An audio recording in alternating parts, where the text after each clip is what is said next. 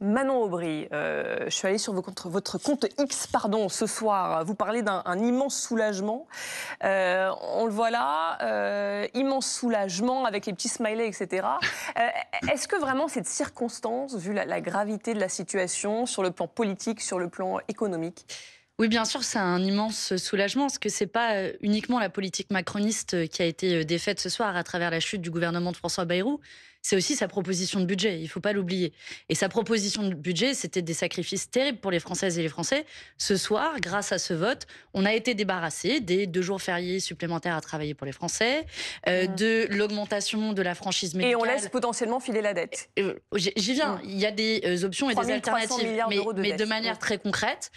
Quand vous irez chez le médecin et que vous irez payer vos médicaments, eh bien, vous n'en aurez pas pour plus de votre poche. Quand concrètement, vous allez payer vos impôts, vous n'aurez pas à payer davantage ou à toucher moins de vos prestations sociales. Mais vous l'avez entendu, le Premier ministre, tout à l'heure, qui dit carrément que le pronostic vital de la France est engagé. Vous ne partagez pas ce diagnostic? On ne peut pas rater ce qu'a dit le Premier ministre depuis une semaine, vu qu'il a fait absolument toutes les chaînes. Vous avez été très patient, je trouve, vous autres journalistes. Mais donc vous n'êtes pas d'accord, pardon, avec le diagnostic qui est posé? Il essaie de saisir les peurs pour que chacune et chacun se retrouve au pied du mur, comme s'il n'avait pas d'autre alternative. D'abord, il y a une analyse à poser. Oui, il y a une dette importante. Elle a été creusée par Emmanuel Macron ces 8 dernières années. Est-ce que je sache, c'est pas la gauche qui a exercé le pouvoir, c'est le président de la République, Emmanuel Macron, qui a fait 60 milliards d'euros de cadeaux fiscaux chaque année aux plus riches, dont on paye le prix aujourd'hui. Donc oui, il y a un déficit à combler. Je pense que tout le monde en convient. Et contrairement à ce qu'a dit François Bayrou, le vote de ce soir, c'était pas un vote pour ou contre ce constat. C'était un vote pour ou contre le projet politique qui est posé. Et le projet politique macroniste, basta, en fait, on l'a dit dans les urnes l'an dernier quand on nous a consultés. Et l'analyse de ce soir, c'est que le président de la République, Emmanuel Macron, a moins de 2/3 de soutien à l'Assemblée nationale. Et c'est pareil dans la population française. Donc, sauf qu'en attendant, il y a une inquiétude, notamment du secteur économique. Il va falloir trouver des solutions très vite. Olivier Faure était sur le plateau de nos confrères de TF1 et lui se porte candidat à Matignon. On écoute Olivier Faure. Je pense qu'il est temps pour la gauche de gouverner à nouveau ce pays et de faire en sorte que nous puissions rompre avec la politique qui a été menée pendant 8 ans et donc faire en sorte que nous puissions avancer et donner à nouveau de l'espoir, remettre de la couleur à ce pays. On a vécu un moment totalement dépressif cet après-midi, mais ça fait des mois que les Français ont le sentiment de vivre en apnée. Donc il est temps effectivement de remettre un peu d'énergie à ce pays, de relancer l'activité, de redonner du pouvoir d'achat et de faire en sorte que les Français vivent mieux. Et on était surpris d'entendre Jean-Luc Mélenchon ce soir expliquer qu'un potentiel gouvernement socialiste serait censuré. Écoutez, nous, ce que nous avons dit depuis le début, c'est que nous allons défendre le programme pour lequel on a été élus. De ce point de vue-là, il n'y a pas de grande surprise. Je ne vais pas vous faire un grand scoop ce soir. C'est la cohérence de la vie politique en général. Il y a une surprise à entendre Jean-Luc Mélenchon dire qu'il censurerait un gouvernement mené par Olivier plusieurs Faure. choses. D'abord, je veux bien qu'on étudie cette hypothèse parce qu'il faut nourrir du temps d'antenne, mais je suis prête à parier ce soir qu'il n'y aura pas de gouvernement mené par un socialiste pour une simple et bonne raison, c'est qu'Emmanuel Macron veut poursuivre coûte que sa politique. Et s'il y a un Premier ministre socialiste, c'est pour poursuivre la politique macroniste. Donc pour vous, c'est virtuel? Oui, je pense que... Mais la destitution, c'est virtuel aussi. Écoutez, la destitution, la différence, c'est qu'il y a un vote, c'est entre nos mains. C'est l'Assemblée nationale qui peut le décider. Jusqu'à preuve du contraire, dans la Constitution, la nomination du Premier ministre... L'Assemblée nationale et le Sénat... C'est le choix... Pas seulement l'Assemblée nationale. L'Assemblée nationale et le Sénat peuvent décider de la destitution ou peuvent décider d'une censure s'il y a un gouvernement qui est nommé. Mais la nomination du Premier ministre, dans la Constitution, c'est le choix du président de la République. C'est un problème quand il ne tient pas compte des équilibres. Et là, ce soir, on a une certitude, c'est qu'Emmanuel Macron, il essaie de tout faire pour poursuivre sa politique. Et si on n'arrive pas, si le président ne veut pas changer de politique, alors il faudra changer de président. Enfin, on a tous compris que l'impasse aujourd'hui et la responsabilité qui est posée, c'est celle d'Emmanuel Macron lui-même. Si vous censurez un gouvernement de gauche, il reste un gouvernement du bloc central. Visiblement, ce sont les 2 options. Pour l'instant, vous nous le confirmez sur le plateau des spécialistes. Il y a l'option du départ du président de la République et je pense qu'on ne veut pas... Ce n'est pas une option pour lui. Écoutez, peut-être qu'il ne veut pas. Moi, je trouve que c'est plus simple qu'il s'en aille de lui-même. S'il ne veut pas, nous déposons dès demain une motion de destitution. Mais c'est aussi l'attente de 65% des Français. Et y compris, il y a des gens qui sont pas de mon bord politique, qui disent que la situation est intenable et qu'en démocratie, le plus simple, c'est de retourner devant les électeurs. Des gens comme Valérie Pécresse, Jean-François Copé et d'autres qui disent que le plus simple, ce serait d'avoir une élection présidentielle parce que projet contre projet, on présenterait les options françaises aux Français. Et c'est eux qui trancheraient plutôt qu'un président de la République reclus à l'Élysée qui décide de tout seul. Personnellement, je trouve que c'est plutôt sain en démocratie. Et si Emmanuel Macron ne veut pas le faire de lui-même, alors nous proposerons une motion de destitution à l'Assemblée nationale et chacun prendra ses responsabilités. Vous déposerez une motion de destitution demain. Demain. Qui n'a aucune chance d'aboutir. Mais il y a un mois, quand on a dit qu'il fallait censurer et que le gouvernement de François Bayrou allait tomber, on nous avait dit vous avez aucune chance, blablabla, blablabla, va falloir attendre fin septembre, puis octobre, puis novembre. Les obstacles sont quand même plus importants pour une motion de destitution. Écoutez, à chaque fois qu'on nous a dit, mais la vie politique, c'est de défendre ses idées. Et donc, moi, je combat Emmanuel Macron du matin au soir. L'article 68 accumule quand même beaucoup d'obstacles avant d'arriver... Vous avez raison, c'est pas une chose facile, c'est inédit, ce serait inédit dans l'histoire de notre 5e République. Mais le fait qu'un gouvernement tombe sur un vote de conscience, comme c'est le cas ce soir, c'est aussi inédit.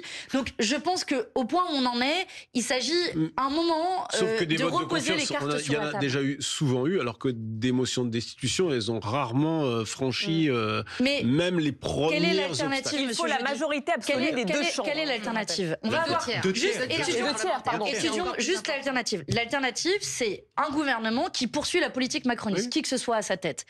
Les mêmes causes produiront les mêmes effets. Est-ce que vous pensez sérieusement que ce gouvernement va pouvoir tenir longtemps en proposant les mêmes sacrifices aux Françaises et aux Français?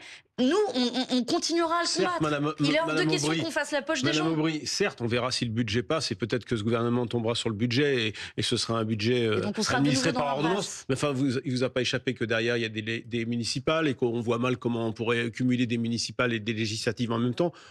J'allais dire pour le président qui, je vous dis honnêtement, c'est du cabotage jusqu'en 2027. C'est-à-dire qu'au fond, il faut aller jusqu'au municipal. Mais vous et voyez ensuite, que après les municipales, vous serez en campagne présidentielle. Vous voyez que c'est une situation intenable. Si on faisait une élection présidentielle dans les 1 mois, 2 mois, 3 mois qui viennent, peu importe, je vous dis que on verrait les choses de manière plus claire. La seule différence qu'on peut se dire, c'est que peut-être de ne pas précipiter les échéances électorales, ça permet d'avoir des campagnes qui ne seront pas escamotées. Or, sans doute que vous serez les premiers à vous dire une présidentielle en 30 jours, c'est quand même pas une présidentielle. On était les premiers à regretter que la campagne législative l'an dernier soit un peu soudaine. On a été tous pris au dépourvu et c'est un taux de participation qui a été parmi les taux de participation les plus élevés de ces dernières années. Mais sur une présidentielle, le débat doit aller au bout. Mais je suis d'accord avec vous, le débat politique y vit, c'est d'ailleurs ce que l'on fait ce soir. Mais je ne vois pas, vous le décrivez vous-même comme une situation de cabotage qui est un pas mauvais exemple, où pendant 2 ans, on va avoir un gouvernement minoritaire dans le pays, minoritaire à l'Assemblée nationale, qui va vouloir faire passer en force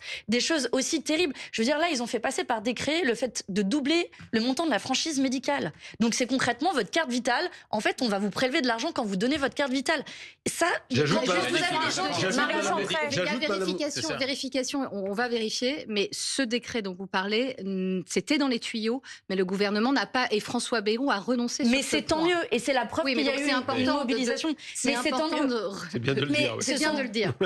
Et c'est tant mieux. Mais vous voyez bien que si on accumule les propositions mises au bout les unes des autres, avec toujours la volonté de ne jamais taxer les plus riches, jamais mettre à contribution les plus grandes fortunes de notre pays. Je rappelle, les 500 plus grandes fortunes ont doublé leur fortune depuis qu'Emmanuel Macron est au pouvoir. Ceux qui nous regardent ce soir, là, à une heure tardive, qui se disent « j'y comprends plus rien », la situation, elle est en effet compliquée à extriquer, mais ils se disent « mais moi, mon salaire, il n'a pas doublé depuis que Emmanuel Macron est au pouvoir, depuis 2017 ». Donc vous voyez qu'on est dans une situation sociale injuste. Et moi, j'ai la boule au ventre quand je me dis il y a un tiers des Français qui sautent des repas parce qu'ils ont juste pas l'argent pour pouvoir se payer à manger. La solution, donc, pour vous, c'est de remettre les compteurs à zéro. C'est le départ d'Emmanuel Macron. Qu'est-ce que ça changerait dans un paysage politique aussi fragmenté? Eh bien, dans le cadre de la 5e République qui donne, et je le regrette, nous plaidons pour une 6e République, beaucoup de pouvoir au président de la République. On remettrait les compteurs à zéro. On ferait une campagne, projet contre projet, sans surprise. On continuera, en ce qui nous concerne, à plaider pour la retraite à 60 ans,